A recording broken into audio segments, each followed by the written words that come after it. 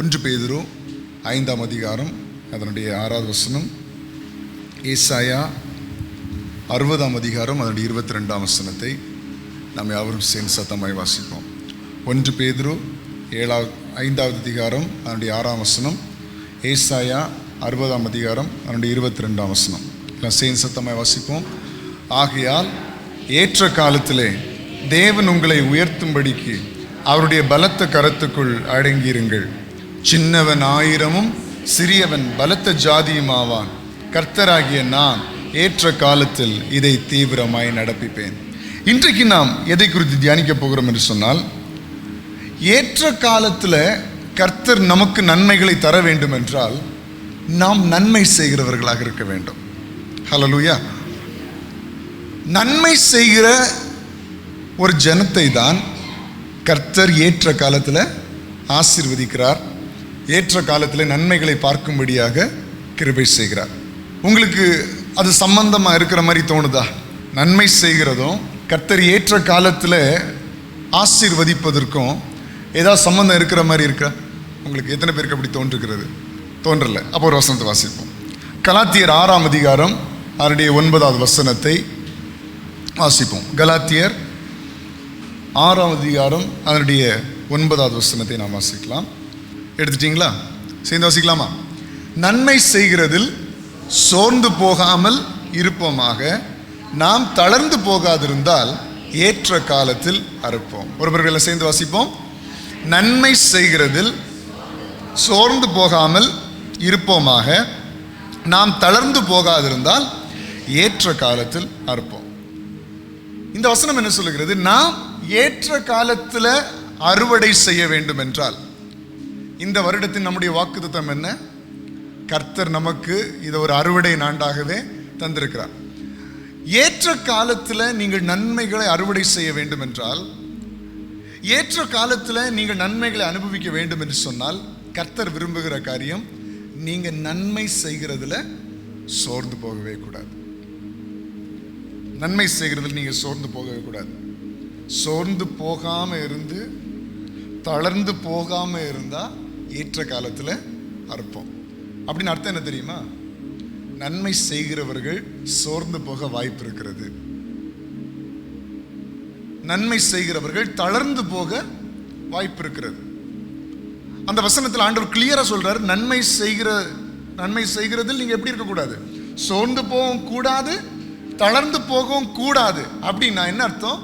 நன்மை செய்து நீங்க சோர்ந்து போகிறதுக்கும் வாய்ப்பு இருக்கிறது, தளர்ந்து போகிறதுக்கும் வாய்ப்பு. எத்தனை பேர் நம்ம சொல்லி கேட்டிருக்கோம், நன்மை செஞ்சு நான் என்னத்தை பார்த்தேன்? உதவி செஞ்சு எனக்கு அவமானம் தான் கிடைச்சதே தவிர அதனால எனக்கு என்ன கிடைச்சது? குடும்பத்தில் உங்களுக்கு உதவி செஞ்சு நான் என்ன கிடைச்சது? எனக்கு மற்றவங்களுக்கு உதவி செஞ்சு என்ன கிடைச்சது? யாருக்காவது ஒருத்தங்களுக்கு கஷ்டம்னா நான் அப்படி விழுந்து உதவி செய்வேன். ஆனா கடைசியில் எனக்கு கிடைச்சதெல்லாம் என்னது? ஏமாற்றமும் நஷ்டமும் கஷ்டமும். இன்னைக்கு எத்தனை பேர் சொல்லுகிறத பார்த்திருக்கிறோம். அதுதான் வேதம் முன்கூட்டியே சொல்லுகிறது. நன்மை செய்கிற நீ சோர்ந்து போவதற்குரிய காரியங்கள் நடக்கும்.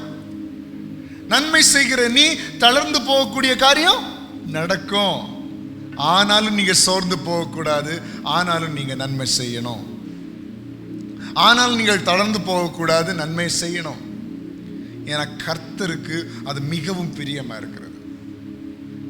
இன்றைக்கு இதை கேட்டுக்கொண்டிருக்கிற நீங்கள் உங்க குடும்பத்தினருக்கு நன்மை செஞ்சு ஒருவேளை நீங்க சோர்ந்து போயிருக்கலாம். உங்களுடைய சகோதரர்களுக்கு நல்ல நன்மை செஞ்சு நீங்க ஒருவேளை தளர்ந்து போயிருக்கலாம். உங்களுடைய நண்பர்களுக்கு உறவினர்களுக்கு ஹெல்ப் பண்ணி உதவி செஞ்சு ஒருவேளை சோர்ந்து போயிருக்கலாம். இன்னைக்கு ஆண்டவர் உங்களை பார்த்து சொல்லுகிறார், நீ சோர்ந்து போகாத. அவர்களிடத்திலிருந்து உனக்கு நன்மை வரவில்லை என்றாலும், நீ உதவி செய்த நபர்களிடத்திலிருந்து உனக்கு உயர்வு வரலன்னாலும், நீ உதவி செய்த உன்னிடத்திலிருந்து உதவிகளை பெற்றுக்கொண்ட மனிதர்கள் உன்னை ஏமாற்றினாலும், உன்னை பற்றி தவறாக பேசினாலும், உன்னை வேண்டாம் என்று சொல்லி வெறுத்து ஒதுக்கினாலும், நான் உன்னை வெறுத்து ஒதுக்க மாட்டேன். ஏனென்றால் உனக்கு நன்மைகளையும் உயர்வுகளையும் தருகிறவர் நான் என்று கர்த்தர் சொல்லுகிறார். உங்களுக்கு நன்மைகளையும் உயர்வுகளையும் தருகிற கர்த்தர். இன்னைக்கு நிறைய பேர் அதுதான், அவங்களுக்கு உதவி செஞ்சு செஞ்சு செஞ்சு நான் சோர்ந்து போயிட்டேன், நான் இல்லாமல் போயிட்டேன், நான் இன்னைக்கு ஒன்றும் இல்லை. இன்னைக்கு என்னிடத்திலிருந்து வாங்கி புசித்தவர்கள், என்னிடத்திலிருந்து நன்மைகளை பெற்றுக்கொண்டவர்கள், என் கையால் ஆகாரத்தை எடுத்து கொடுத்தவங்கெல்லாம் இன்னைக்கு என்னை பற்றி வித்தியாசமாக பேசிட்டு இருக்கிறாங்க, என்னை பற்றி விரோதமாக பேசிட்டு இருக்கிறாங்க. இதே தானே தாவீது சொல்லுகிறார்,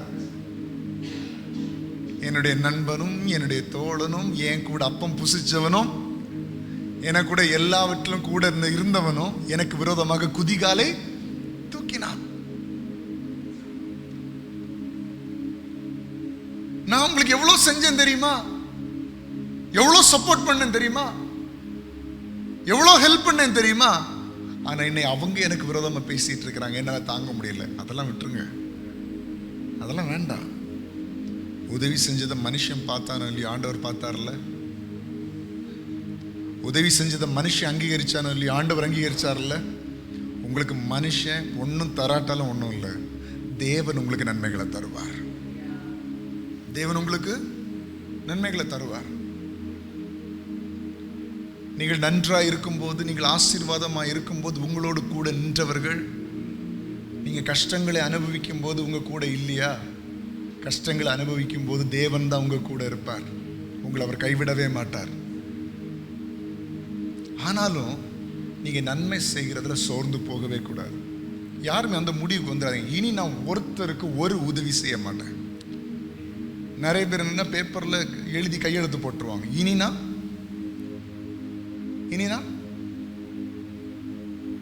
ஒருத்தருக்கும் ஒரு உதவி செய்ய மாட்டேன். அந்த முடிவுக்கெல்லாம் வந்துடாதீங்க தேவ பிள்ளைகளே. எனக்கு கர்த்தருக்கு பிரியமானது நீங்க மற்றவங்களுக்கு நன்மை செய்யணும். உங்களால் என்ன நன்மை செய்ய முடியுமோ, உங்களால் என்ன உதவி செய்ய முடியுமோ அதை செய்யணும். எத்தனை பேருக்கு நான் சொல்லுகிறது ஏற்றுக்கொள்ளக்கூடிய விதத்தில் இருக்கு. நான் என்ன மனுஷனுடைய வார்த்தைகளை பேசல, கர்த்தருடைய வார்த்தைகளை தான் இன்னைக்கு உங்களுக்கு சொல்லுகிறேன். கர்த்தருடைய வார்த்தை தான் உங்களுக்கு சொல்றேன். தயவு செய்து ஒன்று புரிஞ்சுக்கோங்க, நீங்க உண்மையாக ஆண்டவரை ஏற்றுக்கொள்ளுங்க, ஆண்டவருடைய வார்த்தைகளை ஏற்றுக்கொள்ளுங்க. உங்களுக்கு இருக்கிறதுல எதையும் எதிர்பார்க்காம நன்மை செய்யுங்க. எதையும் எதிர்பார்க்க, ஒருத்தங்களுக்கு நீங்க நன்மை செய்யும் போது எதையும் ரிட்டர்ன் எதிர்பார்க்காதீங்க.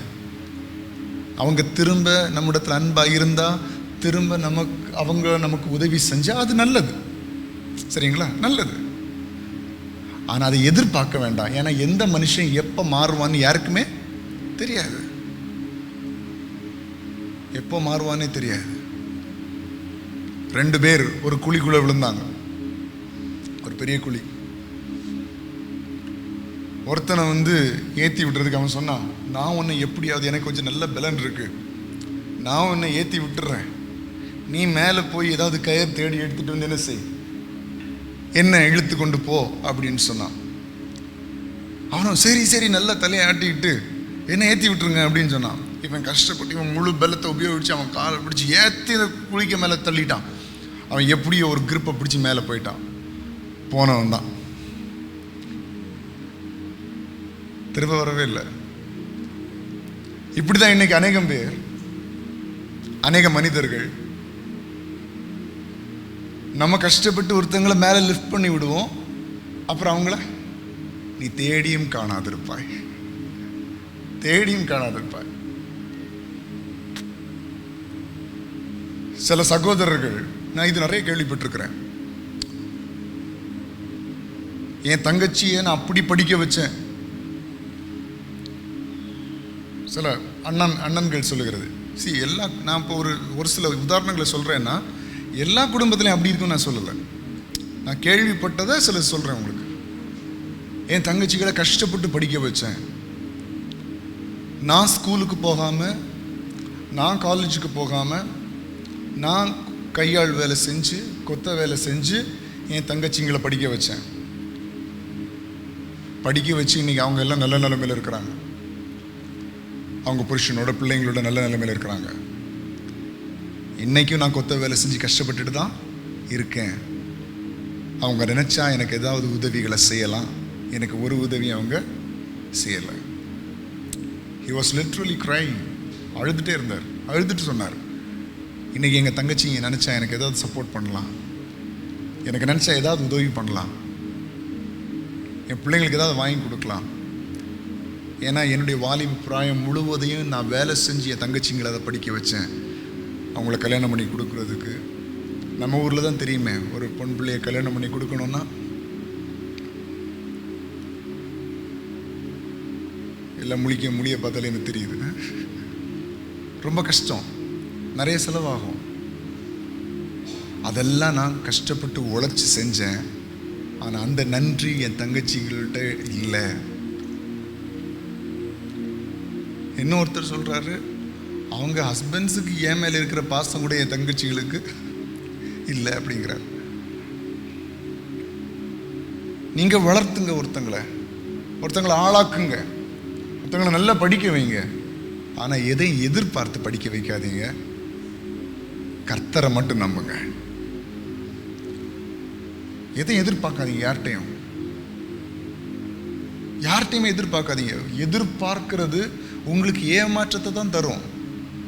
இன்னைக்கு எத்தனை பேர் எதிர்பார்த்து எக்ஸ்பெக்டேஷன் மட்டும்தான். ஒருத்தங்கிட்ட பேசினாலே எதிர்பார்ப்பு, ஒருத்தங்கிட்ட பழகுனாலே எதிர்பார்ப்பு, பிள்ளைகளிடத்துல தாராளமான எதிர்பார்ப்பு.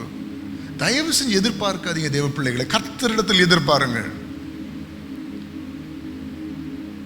நிறைய பெற்றோர் அழுகிறார்கள், நீ என் பிள்ளை அப்படி நம்புறேன், இந்த பிள்ளைங்க என்ன கைவிடும் நினைக்கல, பிள்ளைய நம்பி கடன் வாங்கினேன், பையனை நம்பி கடன் வாங்கினேன், இந்த பிள்ளைங்க எப்படி என்ன கைவிடும் நினைக்கல. அந்த பையனை நான் அப்படி நம்பினேன், நம்பி என் பணத்தெல்லாம் கொடுத்தேன். அந்த பொண்ணை நான் அப்படி நம்பினேன், நம்பி என் பணத்தெல்லாம் கொடுத்தேன். இன்னைக்கு ஏமாந்து தெருவில் நிற்கிறேன். நன்மை செய்றீங்களா? எதையும் எதிர்பார்க்காம நன்மை செய்யுங்க.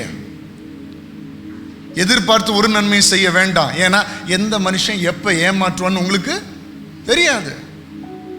அவன் ஏமாற்றலன்னாலும் அவன் சூழ்நிலை மாறினா கூட உங்களால ஒன்றும் செய்ய முடியாது.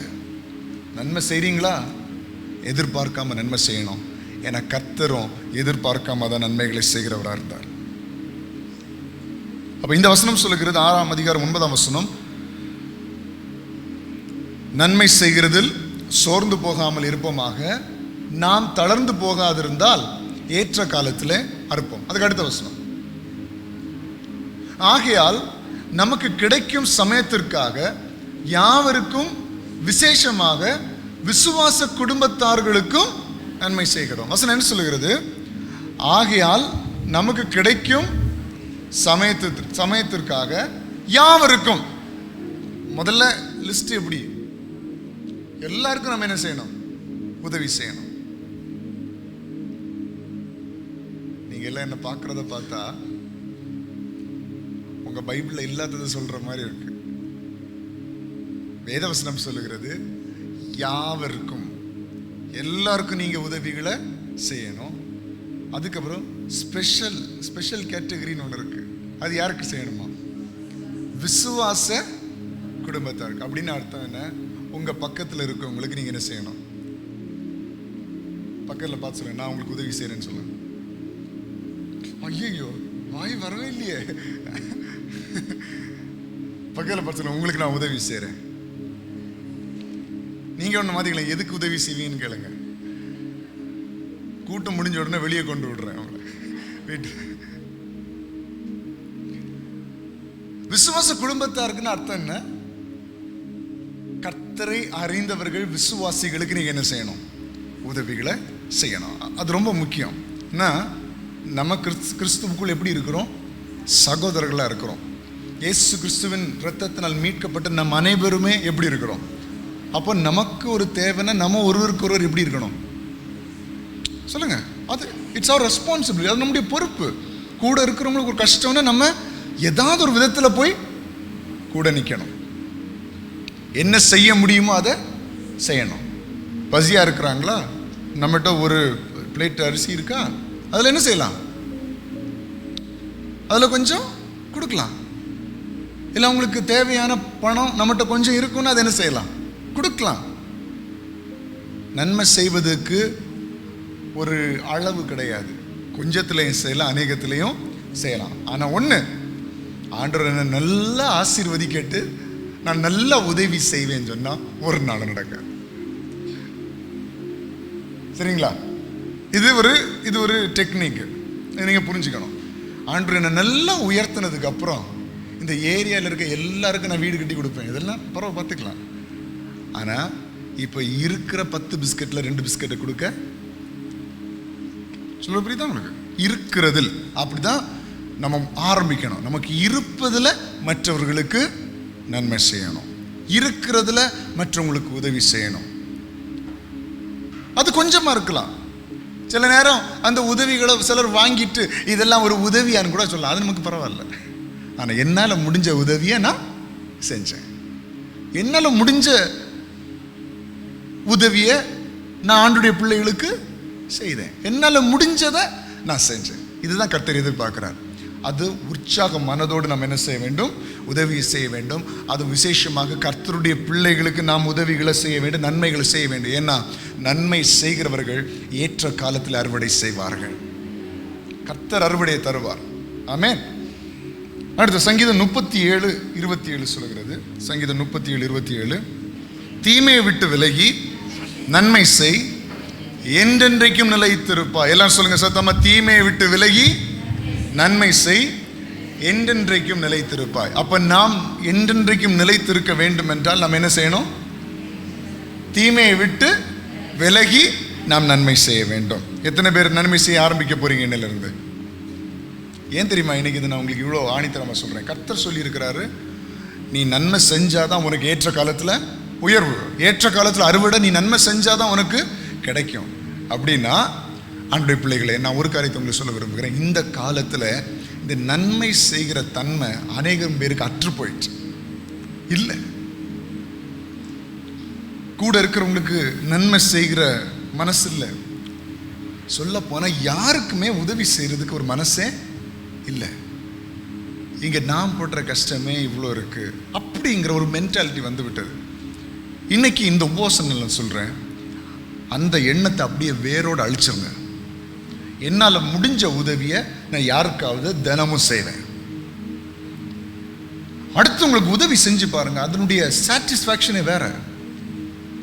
அடுத்தவங்களுக்கு ஏதாவது ஒரு ஹெல்ப் பண்ணி பாருங்க, உங்க வாழ்க்கை அவ்வளோ திருப்தியா இருக்கும். நைட் நல்லா தூக்கம் வரும். யாருக்காவது ஒருத்தர் நல்ல ஒரு உதவி செஞ்சு அவங்கள மனசார சந்தோஷப்படுத்திட்டு வந்து பாருங்க, உங்களுக்கு நைட் அவ்வளோ ஒரு நிம்மதியான தூக்கம் இருக்கும். இதே இது எல்லார்ட்டையும் போய் சண்டை போட்டு அடி போட்டு வேதனைப்படுத்திட்டு கஷ்டப்படுத்திட்டு வந்து படுத்து பாருங்க, தூக்கமே வராது. அவனுடைய பெரிதான கிருபையினால உங்களுக்கு எல்லாருக்கும் அந்த அனுபவம் இருக்குன்னு நினைக்கிறேன். அனுபவம் இருக்கிறவங்கள கரங்களை வைத்து சத்தம் ஒரு அலையில சொல்லும் ஹல்லேலூயா. அன்றைய பிள்ளைகளே, ஒருத்தங்களுக்கு உதவி செஞ்சு பாருங்க, நம்ம மனசு அப்படியே சந்தோஷம் அடையும், திருப்தி அடையும். ஒருத்தங்களுக்கு நல்ல வயிறு நிறைய ஆகாரம் கொடுத்து பாருங்க, உங்களுக்கு சந்தோஷம் அடையும். எத்தனை பேருக்கு சந்தோஷம் வரும்? அங்க லைஃபா இருக்குமோ, இவ்வளோ சாப்பிட்றானே. அடுத்தவங்க சாப்பிட்றத பார்த்து சந்தோஷப்படணும். மற்றவங்களுக்கு கொடுத்து நமக்கு சந்தோஷம் வரணும். அதுதான் உண்மையான சந்தோஷம். ஹல்லேலூயா. மற்றவங்களுக்கு கொடுக்கிறதுக்கு தயங்கவே கூடாது. கர்த்தருக்காக இழந்தவர்கள் ஒருவரும் தரித்திரராவதில்லை. கர்த்தர் அவங்க சந்ததி ஆசீர்வதிப்பார். எனக்கு ஒரு நம்பிக்கை உண்டு, கர்த்தர் நிச்சயமா என்னை ஆசீர்வதிப்பாருங்க. ஏன் தெரியுமா? எங்க அப்பா அப்படி கொடுப்பார். எல்லாருக்கும் சொல்லுவார் விளையாட்டுக்கு, கொடுத்து கொடுத்து செவந்த கைடா அப்படின்னு. கொடுத்து கொடுத்து அடுத்த நேரத்தை பற்றி யோசிக்காம கொடுப்பார். அப்போ நான் யோசிப்பேன், கர்த்தர் நிச்சயமாக அந்த ஆசீர்வாதத்தை நமக்கு என்ன செய்வார்? வச்சிருப்பார். நிச்சயமாக அதை பெற்று அனுபவி. அப்போ நம்ம அதுக்கு தயாராகணும். நம்முடைய கரங்கள் அப்படி மாற வேண்டும். மற்றவர்களுக்கு உதவி செய்து மற்றவர்களை வாழ வச்சு அழகு பார்க்கிற ஒரு சபையா இந்த சபை இருக்க வேண்டும். எத்தனை பேர் விரும்புறீங்க? மற்றவங்களை வாழ வச்சு அழகு பார்க்கிற இந்த சபையா இருக்கணும். ஜீவக்கிரீடம் சபை அப்படிதான் இருக்கணும். ஜீவக்கிரீடம் சபைன்னு போட்டு பிராக்கெட்ல மற்றவர்களை வாழ வைக்கும் சபை அப்படி வெளியே தெரிய வேண்டும். அதுதான் என்னுடைய விருப்பமாக இருக்கிறது. என்னோடு கூட எத்தனை பேர் கரம் கோர்க்க ஆயத்தமா இருக்கிறீங்க? ஹல்லேலூயா. எல்லாரும் வாழ்ந்திருக்கணும், பிள்ளைகள் வாழ்ந்திருக்கணும், சபையில் உள்ள எல்லாரும் வாழ்ந்திருக்கணும். சபையில் யாருமே பசி பட்டினியா இருக்கவே கூடாது, யாருமே தேவைகளோடு இருக்கக்கூடாது. ஸ்கூலுக்கு போக கஷ்டப்படுகிற யாருமே கூட எல்லாரையும் கர்த்தர் ஆசீர்வதிக்கணும். நம்மளை ஆசீர்வதிக்கிறது மட்டும் இல்லை, மற்றவர்களை வாழ வைக்கக்கூடிய அளவில் கர்த்தர் நம்மை ஆசீர்வதிக்க வேண்டும். நன்மை செய்வது. இன்னைக்கு உலகத்தில் பாருங்க, யாருக்குமே உதவி செய்யாத ஒரு சிச்சுவேஷன்ல தான் இருக்கிறாங்க. ஆனால் கர்த்தர் நம்முடைய கரங்களை பலப்படுத்தணும். நமக்கு இருப்பதில் மற்றவர்களுக்கு உதவி செய்ய நாம் பழக வேண்டும். ஏனென்றால் நன்மை செய்கிறவனை கர்த்தர் ஏற்ற காலத்தில் உயர்த்துவார். அந்த வசனம் என் வாழ்க்கையில் நிறைவேறணும். ஏற்ற காலம் என்று தியானித்து விட்டு ஏற்ற காலத்தில் நன்மைகளை பெறுவதற்குரிய காரியங்களை நான் செய்யாமல் இருந்தால் எப்படி? ஆண்டவர் சொல்லியிருக்கிறார், நன்மை செய்கிறதுல நீ சோர்ந்து போகாமல் இருந்து தளர்ந்து போகாமல் இருந்தால் ஏற்ற காலத்தில் அறுப்போம் என்று 6ஆம் அதிகாரம் 9ஆம் வசனத்தில் நாம் வாசித்தோம். கலாத்தியர்ல இப்போ வாசித்தோம். தீமை செய்வதை விட்டு நம்ம என்ன செய்யணும்? நன்மை செய்யணும். நன்மை செய்ய ஆரம்பிச்சா நம்ம வாழ்க்கையில் சந்தோஷம் உண்டாகும், நம்ம வாழ்க்கையில் பலன் உண்டாகும்.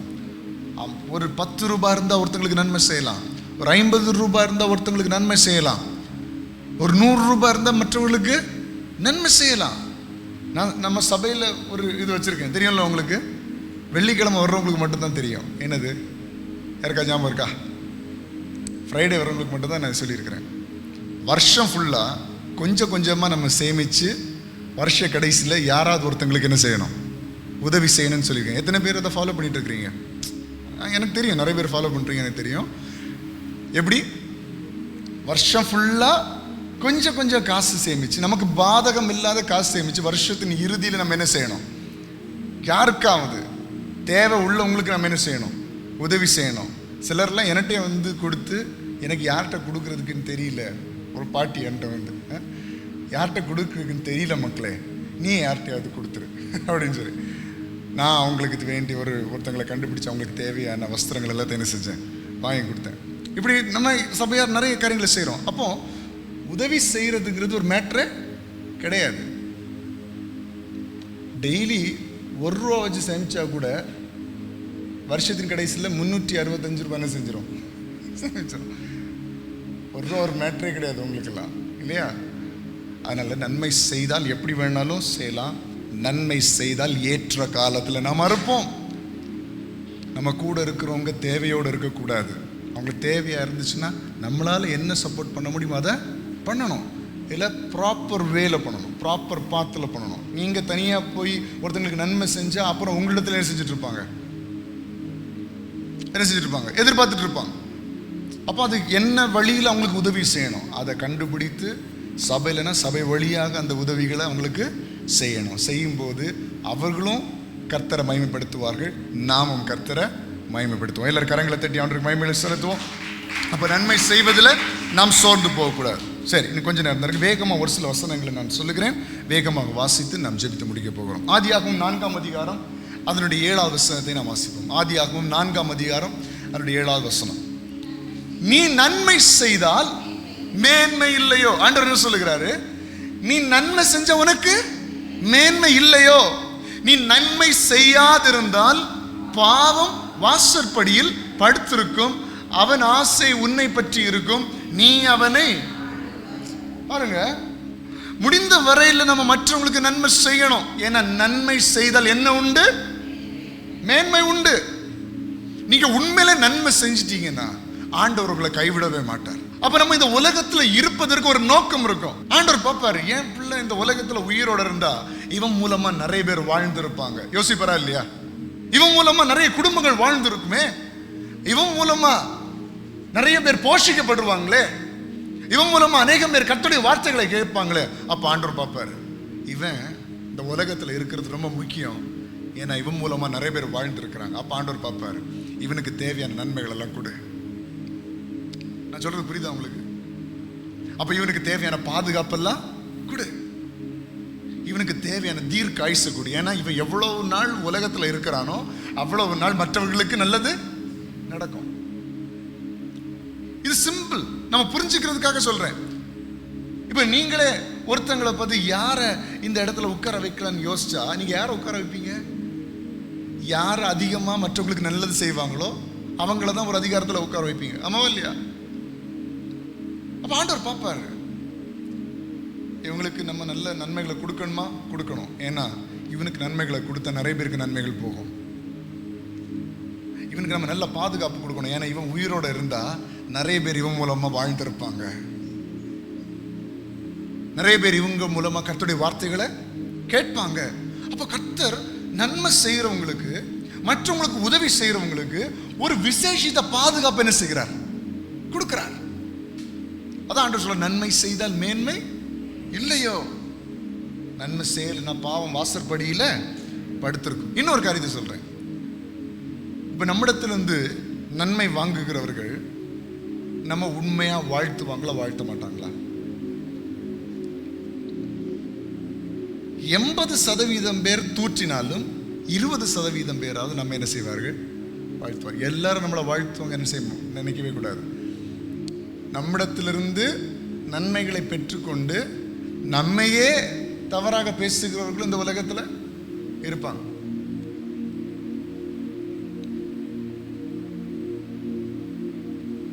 இதுக்கு நிறைய எக்ஸாம்பிள் சொல்ல முடியும், நிறைய உதாரணம் சொல்ல முடியும். வேண்டாம். நம்ம நன்மைகளை செஞ்சு நன்மைகளை கொடுத்து நீங்களே உங்கள் வாழ்க்கையில் அனுபவிச்சிருப்பீங்க தானே. நீங்கள் அவங்கள ஏதாவது விதங்களில் அவங்களுக்கு போஷித்திருப்பீங்க, அவங்களுக்கு ஏதாவது பொருட்கள் வாங்கி கொடுத்துருப்பீங்க. கடைசியில் உங்களை பற்றி அவங்க எப்படின்னா பேசிட்டு போயிடுவாங்க, ஏதாவது தவறாக பேசிட்டு போயிடுவாங்க. அதுக்காக நீங்கள் நன்மை செய்கிறதில் சோர்ந்து போகக்கூடாது, நன்மை செய்கிறதுல தளர்ந்து போகக்கூடாது. தொடர்ந்து நன்மை செய்ய வேண்டும். தேவனை நம்பி நன்மை செய்ய வேண்டும். ஏன்னா நன்மை செய்தால் தான் ஏற்ற காலத்தில் நம்ம இருப்போம். ஆனால் சில தேவை உள்ள ஜனங்களுக்கு நம்ம நன்மை செய்யும் போது அவர்கள் மனதார வாழ்த்துவார்கள். நிறைய வருஷங்களுக்கு முன்னாடி ஒரு நாகர்கோவில் பகுதியில் ஒரு பாட்டி, வயதான பாட்டி, ஒரு ரோட்டோரமாக உட்காந்துருந்தாங்க. அவங்க தர்மமும் கேட்கல, ஒன்றுமே கேட்கல, அமைதியாக உட்காந்துருந்தாங்க. அப்போது எங்கள் அப்பா அவன் பாக்கெட்லேருந்து 50 ரூபா எடுத்து அந்த பாட்டிகிட்ட கொண்டு கொடுத்தாங்க.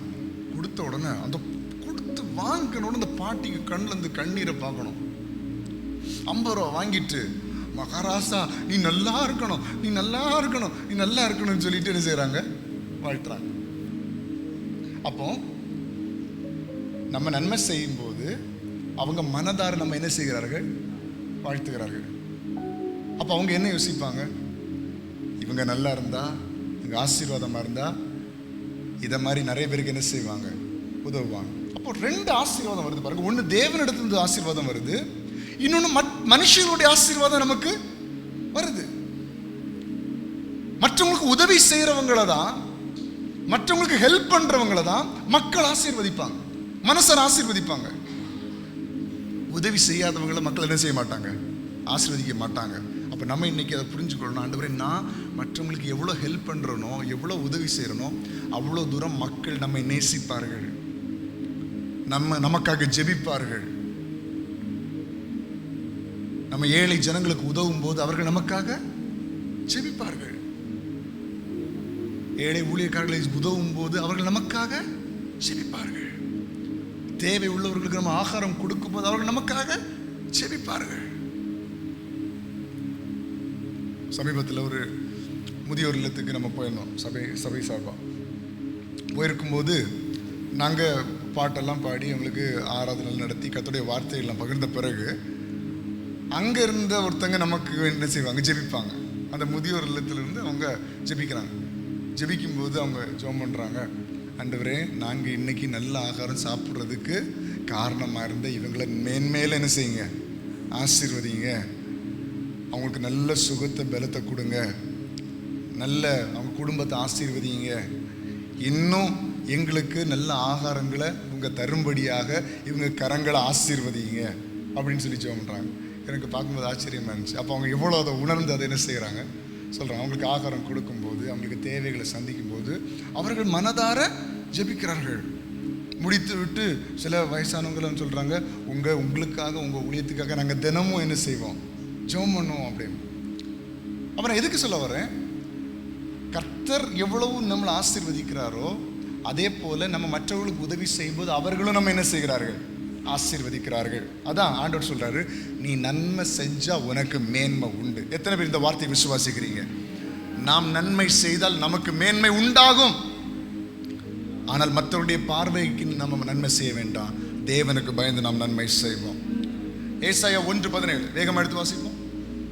ஏசாயா 1:17 நன்மை செய்ய படியுங்கள். என்ன செய்யணுமா? எங்க போய் படிப்பீங்க? நன்மை செய்ய எங்க போய் படிப்பீங்க? கர்த்தரிடத்துல தான் படிக்க முடியும். ஏன்னா அவர் நன்மை செய்கிறவராகவே சுற்றி திரிந்தார். நன்மை செய்ய படியுங்கள், நியாயத்தை தேடுங்கள், ஒடுக்கப்பட்டவனை ஆதரித்து. ஒருத்தன் யாரு எல்லாம் வந்தான்னு அவன் என்ன செய்யணும்? ஆதரிக்கணும். அதை கரெக்டான வழியில் ஆதரிக்கணும். கரெக்டான வழியில் ஆதரிக்கணும். இல்லைன்னா யாருக்கு தான் பிரச்சனை உண்டாகும்? இப்போ ரோட்ல ஒருத்தர் யாரும் இல்லாம அனாதையா இருக்கிறான்னு சொன்னா நீங்க நேர வீட்டுக்கு கூட்டிட்டு வந்துட முடியுமா? முடியுமா? முடியாது. ஆனா ஆதரிக்கிறதுக்கு ஒரு வழி இருக்கிறது. அதுக்கு சில அங்கீகாரம் அரசாங்கத்திலிருந்து நமக்கு தேவை இருக்கிறது. அப்படிப்பட்டவர்களை ஆதரிப்பதற்கு அனுமதி பெற்றவர்கள் இருக்கிறார்கள். அப்ப அவங்களிடத்துல போய் நம்ம என்ன செய்யலாம்? அவங்கள ஒப்படைக்கலாம். நம்ம வீட்டுக்கு கூட்டிட்டு வர முடியாது. அப்புறம் ஏதாவது பிரச்சனைனா யார் தான் ஃபேஸ் பண்ணணும்? நம்ம தான். ஆனா ஒடுக்கப்பட்டவர்களை ஆதரிக்க நம்ம தயங்கவே கூடாது. உதவிகளை செய்ய தயங்கவே கூடாது. நியாயத்தை தேடுங்க, ஒடுக்கப்பட்டவனை ஆதரித்து திக்கற்ற பிள்ளையின் நியாயத்தையும் விதவையின் வழக்கையும் விசாரியுங்கள். நன்மை செய்ய படிக்கணும். நீங்க எதை படிக்கிறவங்களோ இல்லையோ, உங்க பிள்ளைகளுக்கு நீங்க சொல்லிக் கொடுக்கணும். நீ பிசிக்ஸ் படிக்கிறியோ இல்லையோ, கெமிஸ்ட்ரி படிக்கிறியோ இல்லையோ, நன்மை செய்ய படி. எத்தனை பெற்றோர் இந்த இடத்துல உங்க பிள்ளைகளுக்கு நன்மை செய்ய கற்றுக் கொடுத்திருக்கிறீர்கள்? கரங்களை போய் சத்தம் ஒரு அழிலிய சொல்லுங்க பார்க்கலாம். நான் பார்க்கல, சத்தத்தை வச்சு தான் கண்டுபிடிப்பேன். பரவாயில்ல. அப்ப நம்ம சபைக்கு கத்த நல்ல பிள்ளைகளை தந்திருக்கிறார். அப்ப நன்மை செய்ய கற்றுக் கொடுக்க வேண்டும். எப்படி ஒருத்தவங்களுக்கு உதவி செய்யணும், எப்படி உனக்கு இருக்கிறதுல இருந்து மற்றவங்களுக்கு உதவி செய்யணும், எப்படி நீ நஷ்டப்படாம ஒருத்தவங்களுக்கு உதவி செய்யணும், இதெல்லாம் நம்ம கற்றுக் கொடுக்க. உதவி செய்ய விதங்கள் வெறும் பணம் மட்டும் கொடுத்து உதவுவது உதவி அல்ல. நிறைய விதங்களை உதவி செய்யலாம். கீழே விழுந்து கிடக்கிறவனுக்கு 10 ரூபா கொடுத்து பிரச்சனை கிடையாது. அவன் என்ன செய்யணும்? தூக்கி விடணும். உதவி செய்ய நிறைய விதங்கள் இருக்குது. அப்போ எப்படி உதவி செய்யணும் நீ கற்றுக் கொடுக்க வேண்டும். நீயும் படிக்க வேண்டும். நீதிமொழிகள் 3:27 நன்மை செய்யும்படி உனக்கு திராணி இருக்கும்போது அதை செய்யத்தக்கவர்களுக்கு செய்யாமல் இராதே. அப்போ உனக்கு திராணி இருக்கும்போது யாருக்கு செய்யணுமா? செய்யத்தக்கவர்களுக்கு செய்யணும். ஏற்கனவே அவனுக்கு 20 செட் ட்ரெஸ் இருக்கும், அவனுக்கு 21 எடுத்து கொடுக்க. ஏற்கனவே 1 கோடி ரூபாய் பேங்க்ல போட்டுட்டு 20 லட்சம் ரூபாய் எடுத்து திருமணத்தை நடத்தி வைப்பான். அங்க கொண்டு போய் 50,000க்கு பொருளை வாங்கி கொடுக்க உங்க சொந்தக்காரங்க உங்க நண்பர்கள் இருப்பாங்க. நீங்க என்ன செய்யுங்க? கொடுங்க. ஆனா அதை விட முக்கியம், அங்க 2 லட்சத்தை வட்டிக்கு எடுத்து ஒரு பெற்றோர் நடத்திட்டு இருப்பாங்க. அவங்களுக்கு கொண்டு அந்த 50,000 கொடுத்தீங்கன்னா எவ்வளவு பெரிய ஆசீர்வாதம். இருக்கிறவனுக்கு கொடுக்கும்போது நமக்கு பெயர் கிடைக்கும். ஒருவேளை ரிட்டர்ன்ஸ் கூட கிடைக்கலாம். ஏற்கனவே 1 கோடி ரூபாய் பேங்க்ல போட்டுட்டு 20 லட்சத்தை எடுத்து திருமணத்தை நடத்துறவனுக்கு நம்ம ஒரு 50,000க்கு ஒரு ஏசியை வாங்கி கொடுத்தோன்னோ, இல்லை ஒரு காரை வாங்கி கொடுத்தாலோ, இல்லை ஒரு பைக்கை வாங்கி கொடுத்தாலோ, நமக்கு வீட்டில் ஒரு கல்யாணம் வரும்போது அவங்கள என்ன செய்யலாம்? நமக்கு ஒரு காரை வாங்கி தரலாம், நமக்கு ஒரு பைக் வாங்கி தரலாம், நமக்கு ஒரு ஏசியை வாங்கி தரலாம், நமக்கு ஒரு ஃப்ரிட்ஜ் வாங்கி கொடுக்கலாம். ஆனால் 2 லட்சத்தை வட்டிக்கு எடுத்து அவங்களுக்கு நகைகள் எல்லாம் அடகு வச்சு பாதியை விற்று இருக்க சொத்தையும் விற்று இருக்கிற வீட்டை அடமானம் வச்சு ஒரு பெண் பிள்ளையோட கல்யாணத்தை நடத்துகிற அவங்களுக்கு போய் நீங்கள் ஒரு 50,000 கொடுத்தா உங்கள் வீட்டில் நிகழ்ச்சிகள் வரும்போது அவங்களால திரும்ப 50,000 தர முடியாது. ஆனால் உண்மையில் உங்கள் நன்மை யாருக்கு தேவை? அந்த கஷ்டப்படுகிற ஏழை வீட்டுக்கு தான் உங்கள் நன்மை தேவை. ஆண்டவர் சொல்கிறாரு, யாருக்கு நன்மை செய்யணுமோ அவங்களுக்கு செய், ஆனால் செய்யத்தக்கவர்களுக்கு நீ செய்யாமல். எனக்கு அப்படி ஒரு நல்ல பேர் ஒரு இடத்துல இருந்து செய்ய வேண்டாம், எடுக்க வேண்டாம். நம்ம பாருங்க, ஃப்ரெண்ட்ஸோட கூட சேர்ந்து எங்கெல்லாம் போகிறோம், ஃப்ரெண்ட்ஸுக்கு என்னெல்லாம் வாங்கி கொடுக்குறோம். ஆனால் அந்த ஃப்ரெண்ட்ஸ் எல்லாம் கஷ்டப்படுறவங்களா? யோசிச்சு பார்க்கணும். You have to think. உங்கள் நண்பர்கள் எல்லாம் கஷ்டப்படுறவங்களா? நீங்கள் ஹோட்டல் கூட்டிகிட்டு போய் இந்த நண்பர்களுக்கு வாங்கி கொடுக்குறீங்களே, 1500 2000 பில் வருதே, கஷ்டப்படுறவங்களா? ஆனால் அந்த 2000 ரூபாயை ஒரு ஏழை வீட்டில் கொடுத்தீங்கன்னா ஒரு மாசத்துக்கு அவங்க என்ன செய்வாங்க? சாப்பிடுவாங்க. அதுக்காக நான் ஃப்ரெண்ட்ஸு கூட டைம் ஸ்பெண்ட் பண்ண வேண்டாம்னு சொல்லலை. நீங்கள் ஃப்ரெண்ட்ஸு சேர்ந்து ஹோட்டல் போகாதீங்கன்னு சொல்லலை. ஆனால் அந்த நண்பர்களாக சேர்ந்து ஏதாவது ஒரு குடும்பத்தையும் வாழ வைக்கலாம்ல. நான் சொல்றது கரெக்டாக படுதா உங்களுக்கு? இப்போ நீங்கள் சந்தோஷமா இருக்கிறதுக்கு நான் எதிர் இல்லை, ஆண்டவரும் எதிர் இல்லை. ஆண்டவர் சொல்றாரு, கர்த்தருடைய பிள்ளைகள் புசிப்பார்கள் குடிப்பார்கள், புசிப்பார்கள் குடிப்பார்கள், திருப்தியா இருப்பார்கள். திருப்தியா இருப்பீங்க, சந்தோஷமா தான் இருப்பீங்க. இளைய குமாரன் திரும்பி வரும்போது ஆண்டவர் சொல்ற, அவனுக்கு மோதிரத்தை போடு, அவனுக்கு செருப்பை போடு, அவனுக்கு ஒரு கொளுத்த கன்று அடி, வெட்டி செலிப்ரேட் பண்ணும். செலிப்ரேஷன் ஆண்டவர் விரும்புறாரா இல்லையா? விரும்புறாரு, எல்லாம் விரும்புறாரு. நமக்கு செலிப்ரேஷனை தர்றவர் ஆண்டவர் தான், நமக்கு சந்தோஷத்தை தருகிற ஆண்டவர் தான். நீங்க நல்லா சாப்பிடுறது, உங்களுக்கு பண பலன்கள் எல்லாம் தருகிறது யார் தான்? ஆண்டவர் தான். ஆனா அதோட நின்று போய்விடக்கூடாது. வெறும் செலிப்ரேஷனோட, வெறும் ஃப்ரெண்ட்ஷிப்போட, வெறும் ஹோட்டலோட நின்றக்கூடாது. உங்க ஃப்ரெண்ட்ஷிப் யாரையாவது வாழ வைக்கணும், ஏதாவது ஒரு குடும்பத்தை போஷிக்கணும்,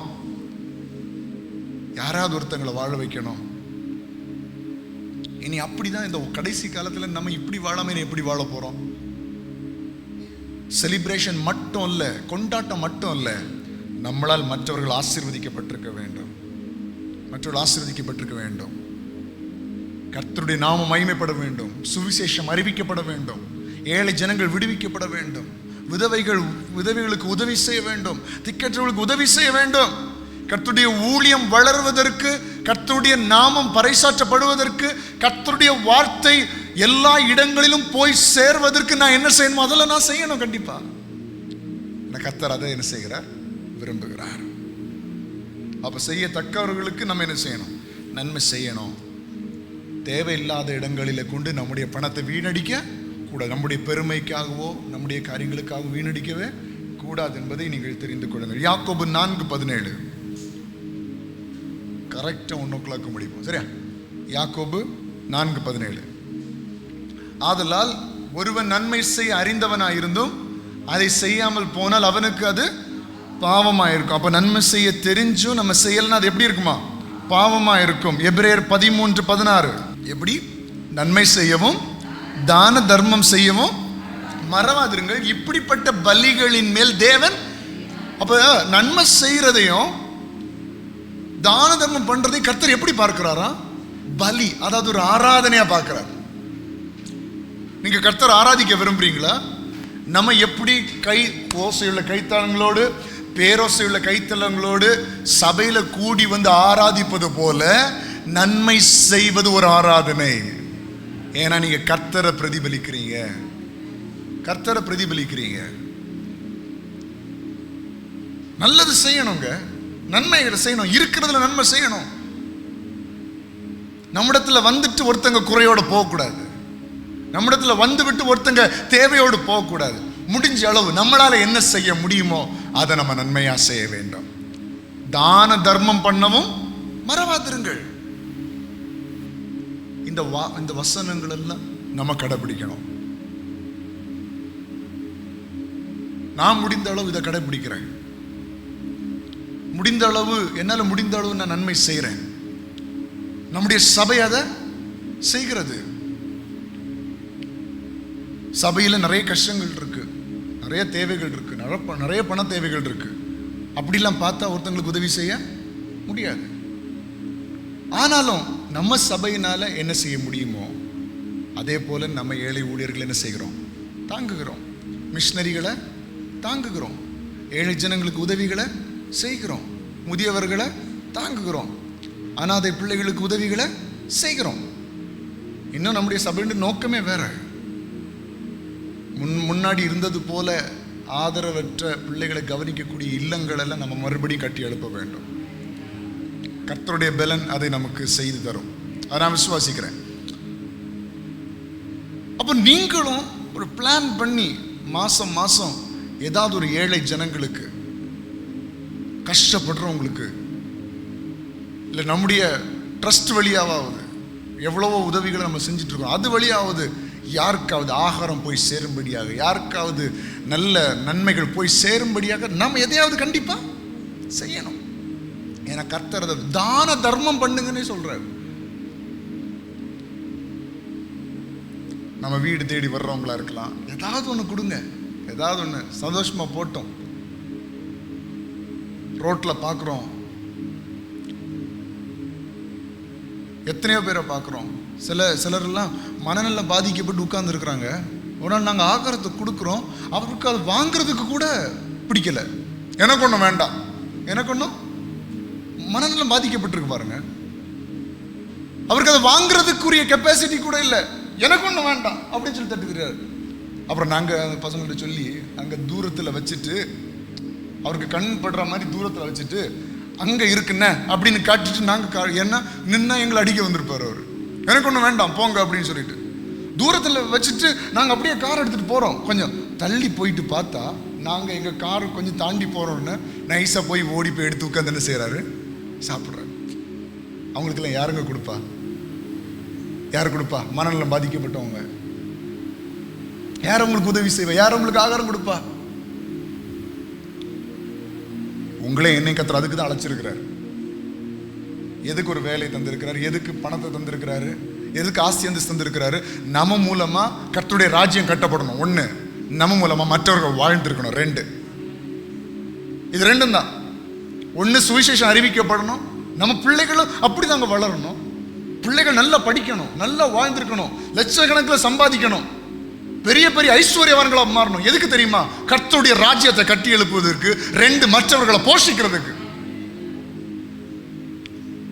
நீதிமானுடைய சந்ததி அப்பத்துக்கு இறந்து திரிவதை நான் பார்த்ததில்லைன்னு ஒரு மனுஷன் சொல்லுகிறான். நான் இளம் வயதா இருந்தேன், முதிர் வயது உள்ளவன் ஆனேன். அந்த ஒட்டுமொத்த என் வயசுல, ஒட்டுமொத்த என் வாழ்க்கையில நீதிமானுடைய பிள்ளைகள் அப்பத்துக்கு இறந்து திரிவதை நான் பார்த்ததில்லை. அப்படின்னா உங்க பிள்ளைகள் அப்படி இருப்பார்களா? உங்க பிள்ளைகள் கை கட்டி நிற்பார்களா? இல்ல கையேந்தி நிற்பார்கள்? நிச்சயமா கர்த்தர் விடவே மாட்டார். உலக மனுஷர்களுக்கு முன்பதாக தலை நிமிர்ந்து நிற்கிற பிள்ளைகளாக, தலை நிமிர்ந்து நிற்கிற குடும்பங்களாக தான் கர்த்தர் உயர்த்துவார். ஆனா எதுக்கு நமக்கு ஆண்டவர் ஆசீர்வாதங்களை தரணும்? ஒன்னு, ஊழியத்தை கட்டி எழுப்புறதுக்கு. ரெண்டு, மற்றவர்கள் நம்மால் போஷிக்கப்படுவதற்கு. நன்மை செய்யும், தான தர்மம் செய்ய மறக்கவே கூடாது. அப்படிப்பட்டவங்க மேல தேவன் பிரியமா இருக்கிறார். சங்கீதம் 37:3 வாசிங்க. சங்கீதம் 37:3, கர்த்தரை நம்பி நன்மை செய், தேசத்தில் குடியிருந்து சத்தியத்தை மேய்ந்து கொள். யாரை நம்பி நன்மை செய்யணும்? மனுஷனிடத்துல எதிர்பார்த்து நன்மை செய்யவே கூடாது. வேண்டாம். மனுஷன் நமக்கு எதுவும் தர மாட்டான், ரிட்டர்ன்ஸ் எதுவும் கிடைக்காது. உலகத்துல எல்லாரும் ஒருத்தருக்கு ஒருத்தர் உதவி செய்யறாங்க. எப்படி செய்யறாங்க தெரியுமா? எனக்கு ஏதாவது ஒரு பிரச்சனை வருவான், வந்து நிப்பான். இல்லைங்க, அப்படிப்பட்ட எதிர்பார்ப்பு நமக்கு தேவையில்லை. நமக்கு ஒரு பிரச்சனை, கர்த்தர் 1000 பேரை எழுப்ப வல்லமையுள்ளவராக இருக்கிறார். நம்ம கர்த்தரை நம்பி நன்மை செய்ய வேண்டும். கர்த்தரை மாத்திரம் நம்பி நன்மை செய்ய வேண்டும். ஏன் தெரியுமா நன்மை செய்யணும்? நான் ஏற்ற காலத்தில் அறுவடை செய்யும்படியாக. நம்ம சபை ஏற்ற காலத்தில் அறுவடை செய்யணும்னா நம்ம சபையாய் நன்மை செய்ய வேண்டும். நம்முடைய குடும்பம் ஏற்ற காலத்தில் அறுவடை செய்ய வேண்டும் என்றால் நாம் குடும்பமாய் கர்த்தருக்காக மற்றவர்களுக்கு நன்மை செய்ய வேண்டும். ஒரே ஒரு சம்பவத்தை சொல்லி முடிக்க விரும்புகிறேன். அப்போஸ்தலர் 9ஆம் அதிகாரம் அவருடைய 36ஆம் வசனத்திலிருந்து 42ஆம் வசனம் வரைக்கும் நாம் வாசிக்கும் பொழுது, அப்போஸ்தலர் 9ஆவது அதிகாரம் அதனுடைய 36ஆவது வசனத்திலிருந்து 42ஆம் வசனம் வரைக்கும் வாசிக்கும் போது நான் உங்களுக்கு சுருக்கமாக சொல்ல விரும்புகிறேன். 36ஆம் வசனத்தை வாசிப்போம். யோப்பா பட்டணத்தில் கிரேக்கு பாஷையிலே தொற்காள் என்று அர்த்தம் கொள்ளும் தபித்தாள் என்னும் பெயருடைய ஒரு சீஷி இருந்தாள். யார் அவள்? சீஷி அப்படின்னா என்ன? கர்த்தருடைய ஃபாலோவர், கர்த்தருடைய டிசைபிள், ஆண்டவரை பின்பற்றுகிற ஒரு ஊழியக்காரி அப்படி வச்சுக்கோங்க. சரியா? சீஷி இருந்தாள். அவளை பற்றி வேதம் சொல்லுகிறது, அவள் நற்கிரியைகளையும், எல்லாரும் சத்தமா வாசிங்க, அவள் நற்கிரியைகளையும் தர்மங்களையும் மிகுதியாய் செய்தாள். எல்லாரும் சொல்லுங்க, நற்கிரியைகளையும் தர்மங்களையும் மிகுதியாய் செய்து கொண்டிருந்தாள். ஹல்லேலூயா. கொஞ்சம் இல்ல, வசனம் எப்படி சொல்லுகிறது? மிகுதியாய் செய்து கொண்டிருந்தாள். இப்படிப்பட்ட ஒரு மகளுக்கு, இப்படிப்பட்ட ஒரு தாய்க்கு, இப்படிப்பட்ட ஒரு ஸ்திரீக்கு என்ன உண்டாயிற்று? வியாதி உண்டாயிற்று. மரணம் அடைந்தாள். அவளை குளிப்பாட்டி மேல் வீட்டிலே கிடத்தி வைத்தார்கள். இப்போ இப்படிப்பட்ட நன்மை செய்த ஒரு ஸ்திரீக்கு என்ன ஆயிற்று? வியாதிப்பட்டு மரணம் அடையிற்று.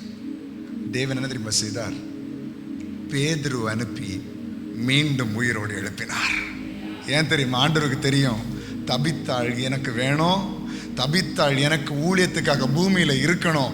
ஏன்னா அவ உயிரோடு இருந்தா நிறைய பேருக்கு நன்மை செய்வா, நிறைய பேருக்கு தர்மங்கள் செய்வா, நிறைய பேருக்கு ஊழியங்களை செய்வா. இவள் மூலமாக அநேக குடும்பங்கள் வாழ்ந்திருக்கும் என்று அறிந்த தேவன் அவளை மீண்டும் உயிரோடு எழுப்பினார். விசுவாசிக்கிறீங்களா? இன்றைக்கு என்னுடைய பிள்ளையே, நீங்க கர்த்தரால் வாழ்ந்திருக்க வேண்டும் என்று விரும்புறீங்களா? நன்மை செய்ய ஆரம்பிங்க. Start it from today. இன்னையிலிருந்து ஆரம்பிங்க. என் மூலமா கர்த்தருடைய ஊழியம் கட்டப்படணும். அவள் ஒரு ஊழியக்காரி, கர்த்தருடைய சீஷி என்று வேதம் சொல்லுகிறது. கர்த்தருடைய ஊழியத்தை செய்கிற மனுஷன். நன்மை செய்கிறதில் சோர்ந்து போகாமல் இருந்தால், நாம் தளர்ந்து போகாமல் இருந்தால், ஏற்ற காலத்தில் அறுவடை செய்வோம், ஏற்ற காலத்தில் அறுப்போம். நீங்க உண்மையில நன்மை செய்ய ஆரம்பிச்சு பாருங்க, உங்க பலவீனங்கள் மாறும். நீங்க ஊழியத்தை செய்ய ஆரம்பிச்சு பாருங்க, உங்க சரீரம் சுகமாக்கப்படும். உங்களால் அநேகருக்கு பேருக்கு பிரயோஜனம் உண்டாக நீங்க வாழும்போது அநேகர் உங்களுக்காக ஜெபிப்பார்கள். ஜெபிக்கும் போது உங்க வாழ்க்கை ஆசீர்வதிக்கப்படும். உங்க சரீரத்தில் பலன் உண்டாகும். உங்களுக்கு கர்த்தர் தீர்க்காயுசு தருவார். ஏன்னா ஆண்டவர் சொல்லுவார், என் மகன் இந்த உலகத்துல உயிரோட இருக்கணும், என் மகன் இந்த உலகத்துல உயிரோட இருக்கணும், நல்ல பலமா இருக்கணும், நல்ல ஸ்ட்ராங்கா இருக்கணும். ஏன்னா என் மகள் உயிரோட இருந்தா, என் மகள் ஆசீர்வாதமா இருந்தா, என் மகன் உயிரோட இருந்தா, என் மகன் ஆசீர்வாதமா இருந்தா, இந்த உலகத்துல அநேகம் பேர் என் மகனால வாழ்ந்திருப்பார்கள் என்று சொல்லி கர்த்தர் அவர்களை உயிரோட காக்கிறவராக இருக்கிறார்.